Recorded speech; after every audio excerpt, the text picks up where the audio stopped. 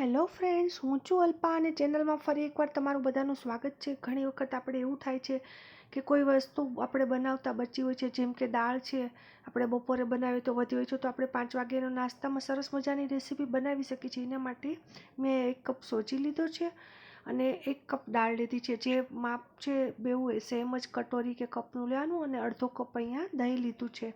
અને ત્યાર પછી આપણે આ મિક્સિંગમાં થોડું અમથું સોડા એડ કરશું અને આપણે એને બરાબર મિક્સ કરી દઈશું. અને ત્યાર પછી આ મિક્સિંગને આપણે એમાં થોડુંક ટેસ્ટ પ્રમાણે મીઠું એડ કરશું અને બરાબર મિક્સ કરી દઈશું અને એને 10 મિનિટ માટે આપણે રેસ્ટ આપીશું.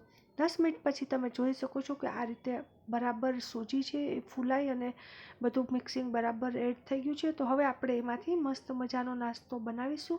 એના માટે મેં એક નોનસ્ટિક પેન લીધી છે અને ગરમ કરીને પહેલાં તેલ વડે એને ગ્રીસ કરી લેવાની છે અને ટીશ્યુ પેપર અથવા કપડાથી એને ચારે બાજુ તેલને ફેલાઈ દેવાનું છે. ત્યાર પછી આપણે એમાં થોડુંક પાણી છાંટી અને જે આપણી નોનસ્ટિક તવી છે એની ઉપરની સપાટી છે એને ઠંડી કરી દેવાની છે, જેથી આપણને જે બેટર છે એ આપણને એમાં સ્પ્રેડ કરવામાં ઇઝીલી રહે.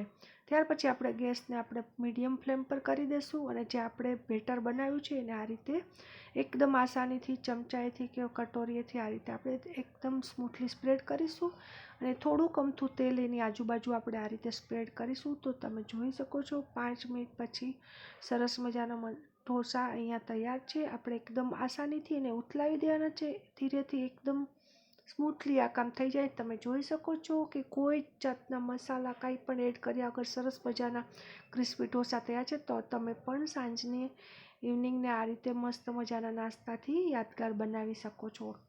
આ રીતે તમે બીજો ઢોસો પણ આ રીતે બનાવી શકો છો. ફરી એ જ રીતે પાણીને આપણે છાંટી અને તવીને થોડીક ઠંડી કરી અને એને પોંછી લેવાનું છે અને ત્યાર પછી આપણે બેટર એડ કરશું.